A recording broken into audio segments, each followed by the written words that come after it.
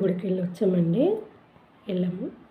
మా ఇవాళ అంబకోళ్ళు అదే శుక్రవారం కదా, ఫస్ట్ వారం అయితే మేము కుంకుమ పూజలు పార్వతీదేవి టెంపుల్కి వెళ్తామండి. అదే ఇక్కడ ఈశ్వర్ టెంపుల్ ఉంది మార్కెట్లో, ఆ పక్కనే పార్వతీ అమ్మవారి గుడి ఉందంటే అందులోనే ఆ గుడిలోనే 3 విగ్రహాలు ఉన్నాయి. వినాయకుడు, పార్వతీదేవి, ఈశ్వరుడిది 3 ఉన్నాయి.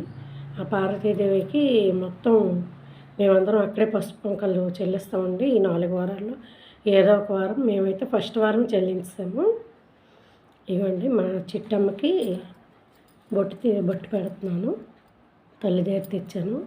ముందు వ్యాజ్లైన్ పెడుతున్నాను. వ్యాజ్లైన్ పెడితేనే ఉంటుంది బొట్టు.